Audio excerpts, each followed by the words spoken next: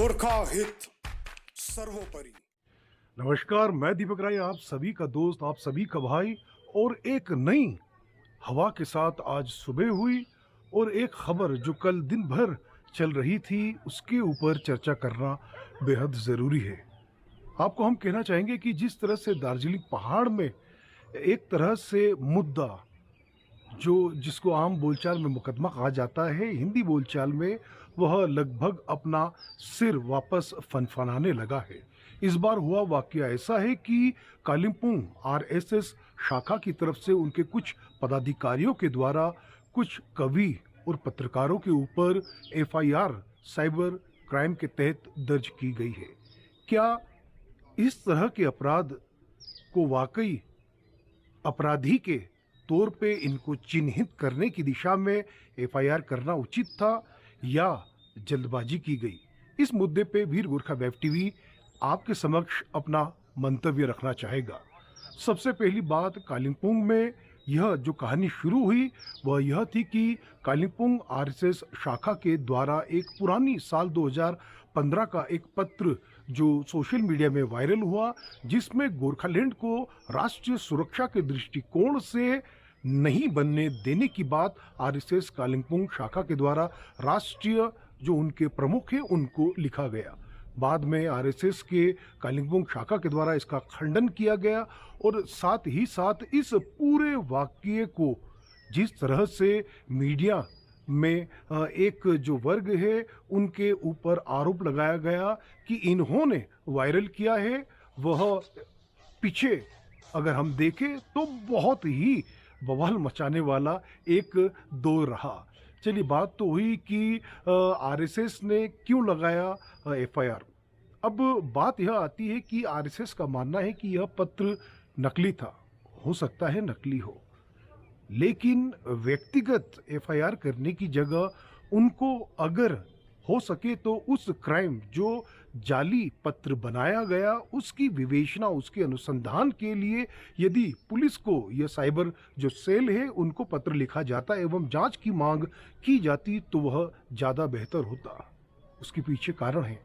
देखिए, किसी व्यक्ति ने किसी के पास आज के सोशल मीडिया के दौर में कुछ भी पत्र आ जाता है, वह गलती से भी जानबूझ के भी हो सकता है, लेकिन गलती से भी इस तरह की चीज़ों को शेयर कर देता है। आमतौर पे आपने भी किया होगा और तकरीबन अधिकतर लोग इस तरह से जाने अनजाने कुछ चीज़ें शेयर कर देते हैं।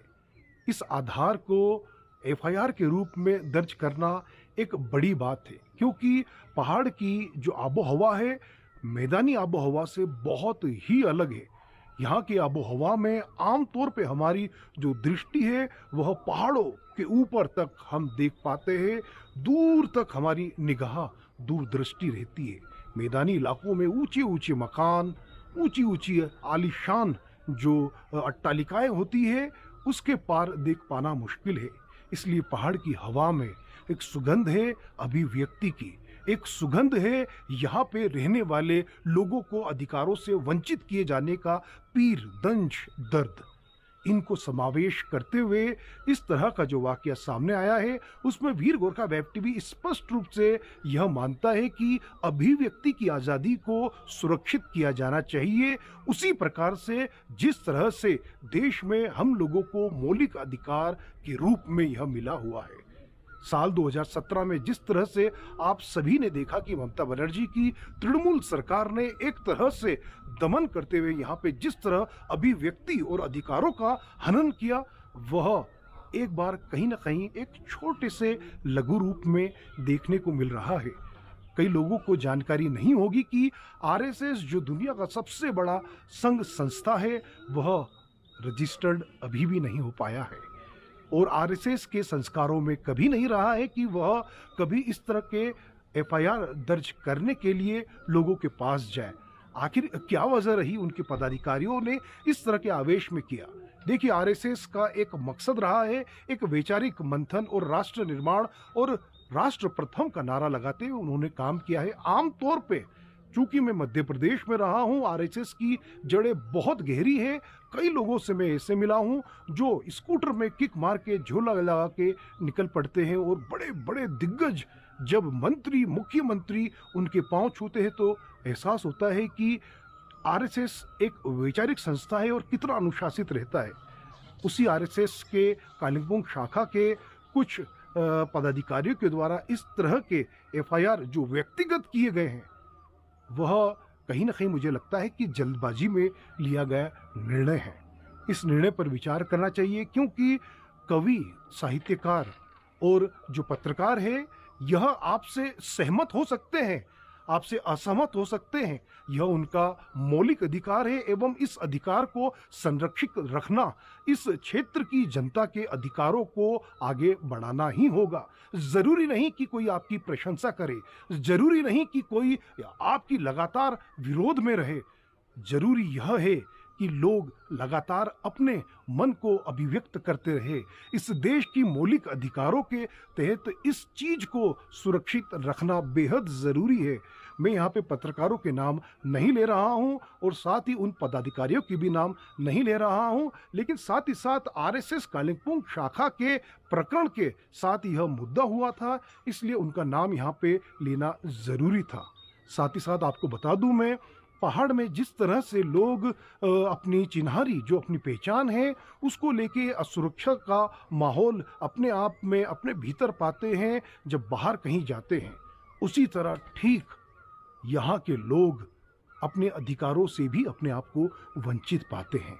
अभिव्यक्ति जैसी सुगंधित जो अधिकार है, उसका यहाँ सभी इस्तेमाल करें। पक्ष होगा, विपक्ष होगा, सत्ता होगा, विपक्ष होगा, कुछ भी हो, यहाँ पे बोलने की आज़ादी पे लगाम लगाना कतई सही नहीं। बोलना हर हाल में होगा। आपको सहमत होना या असहमत होना, यह आपके कार्य क्षेत्र में है, यह आपका अधिकार है।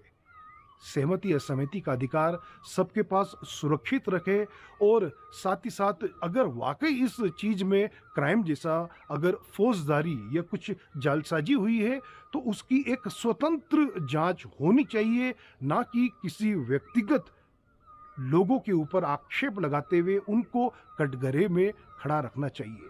अगर कोई भी दोषी हो, अगर जांच में कोई भी दोषी पाया जाता है तो उसके ऊपर जो कानून की प्रक्रिया के तहत जो सजा का प्रावधान है उसको लागू किया जाए, उसको दंडित किया जाए। लेकिन केवल आप उससे सहमत नहीं हैं इसलिए उसके ऊपर अभिव्यक्ति के लगाम जो उसके गर्दन में या मुंह में लगाने की कोशिश करेंगे, वह कतई सही नहीं है।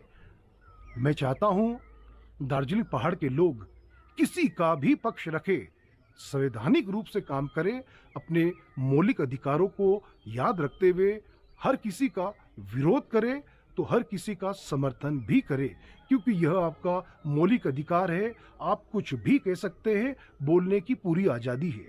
वीर गोरखा वेब टीवी पहले दिन से आज तक और आगे भी लगातार बोलता रहेगा। स्वतंत्र आवाज को दबाना कहीं भी उचित नहीं है।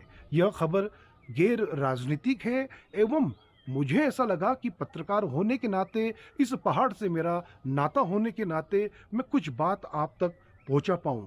अगर मैं इस मुद्दे पे भी नहीं बोल पाया तो हो सकता है कि इस तरह की अभिव्यक्ति जो एक सुगंधित अधिकार है उससे हमें इस्तेमाल करते समय 10 बार सोचना पड़े। सोचने की आवश्यकता नहीं, जो आपके मन में अभिव्यक्त कर दो, यही तो संविधान कहता है। आप मेरी खबरों को लगातार देखें एवं मेरी खबरों को शेयर करें, सब्सक्राइब करें, क्योंकि यह मेरी खबर नहीं, यह आपकी भी खबर है, आपकी बात है। लगातार मेरी खबरों को देखने के लिए धन्यवाद। जय गोरखा, जय हिंद।